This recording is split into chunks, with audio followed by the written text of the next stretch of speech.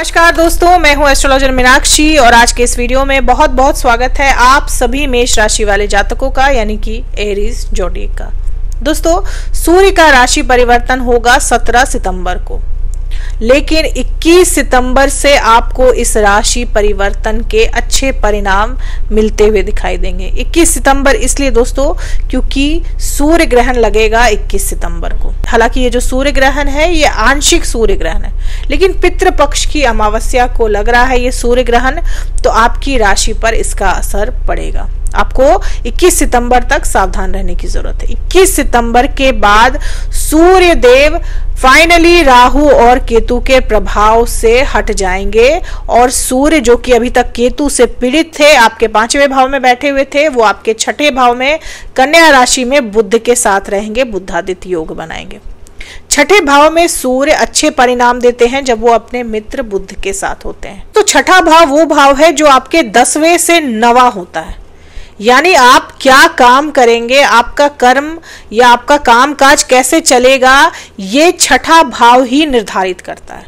और 6ठे भाव में सूर्य आपकी नौकरी से जुड़े आपको अच्छे परिणाम देंगे। प्रमोशन हो सकता है आपका, क्योंकि सूर्य बॉस है, सूर्य राजा है, तो आपको कहीं ना कहीं राजगद्दी मिल सकती है, प्रमोशन हो सकता है, हायर लेवल पे जा सकते हैं आप जहां आप नौकरी करते हैं वहां पर। और क्योंकि बुध भी रहेंगे सूर्य के साथ, तो ये जो परिस्थिति है आपके जॉब में आपको अच्छे परिणाम देगी।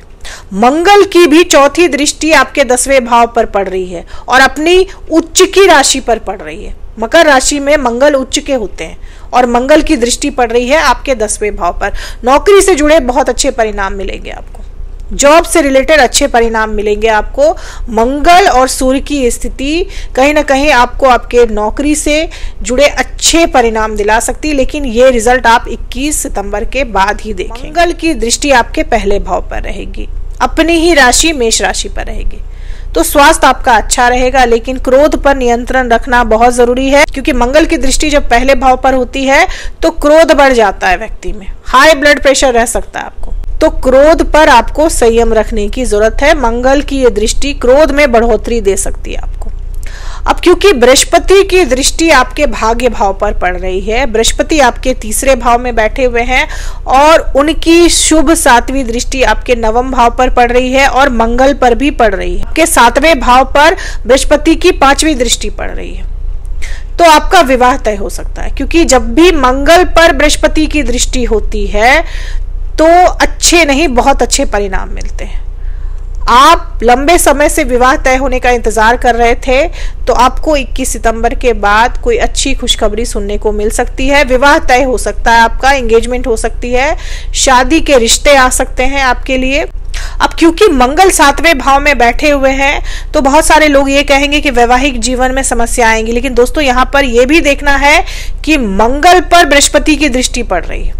छोटे मोटे डिस्प्यूट रह सकते हैं आपके वैवाहिक जीवन में, क्योंकि मंगल जैसा मैंने बताया क्रोध बढ़ा देता है, आपका भी क्रोध बढ़ा रह सकता है और आपके स्पाउस का भी क्रोध बढ़ा रह सकता है, लेकिन बृहस्पति की भी शुभ दृष्टि पड़ रही है, तो ये झगड़े जो हैं ये क्षणभंगुर होंगे।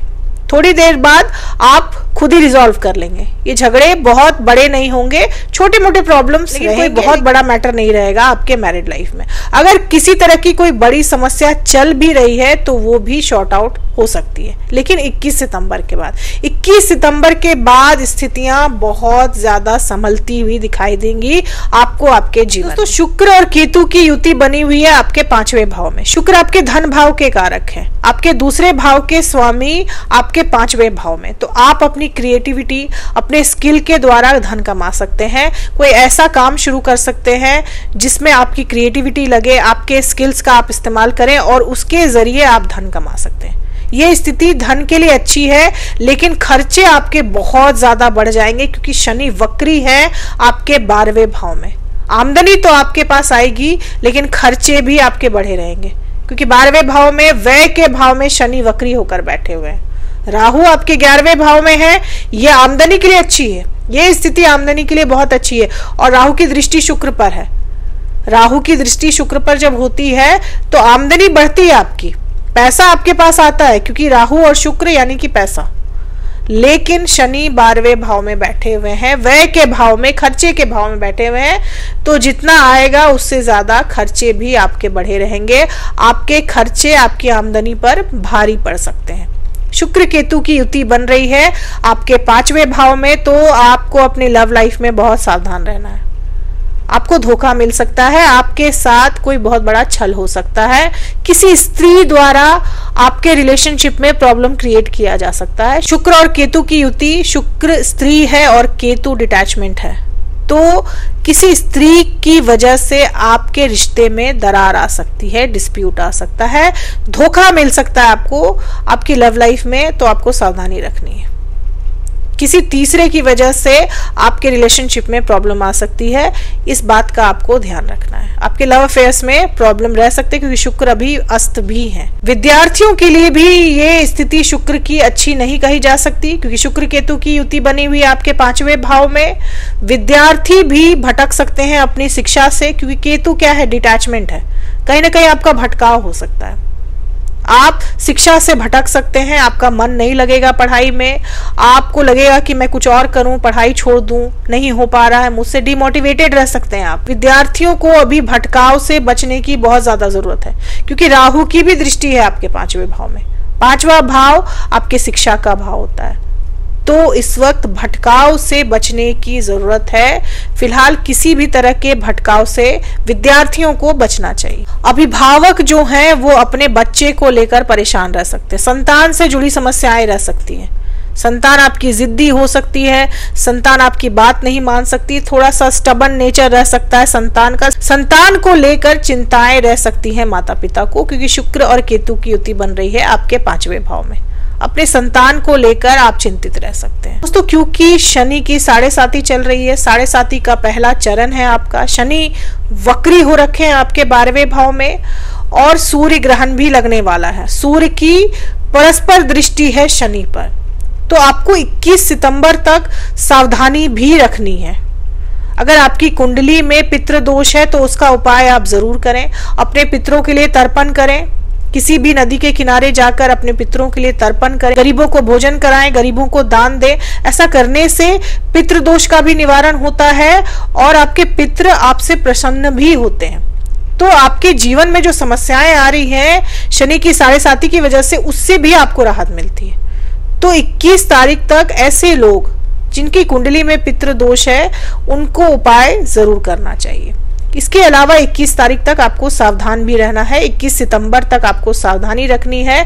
वाहन वगैरह चलाते वक्त भी सावधानी रखनी है, या फिर आप किसी शुभ काम करने को जाएं तो घर से आप गुड़ खाकर निकले। गुड़ मंगल से जुड़ा हुआ है और जब आप गुड़ खाकर घर से निकलते हैं तो मंगल देव आपके काम जो है वो आसान करते हैं। शनि की 7.5 में जो रुकावटें आती हैं, जो परेशानियां आती हैं, उससे भी आपको मुक्ति मिलती है, आपके काम बनते हैं, अड़चने दूर होती है। तो घर से मीठा खाकर, गुड़ खाकर जरूर निकलें। सूर्य देव को अर्घ्य जरूर दें। सूर्य को अर्घ्य देने से भी आप मेष राशि वाले लोगों के जीवन की आधे से ज्यादा समस्याएं दूर हो जाती है। तो ये उपाय आप कर सकते हैं। दोस्तों, ये थी मेरी एनालिसिस मेष राशि वाले लोगों के लिए। उम्मीद करती हूँ कि वीडियो से आप लोगों को हेल्प मिली होगी। अगर वीडियो से हेल्प मिली हो तो चैनल को सब्सक्राइब करें, लाइक करें, शेयर करें, कमेंट करें और बेल आइकन जरूर दबा दें दोस्तों। तब तक के लिए जय माता दी, जय श्री राम।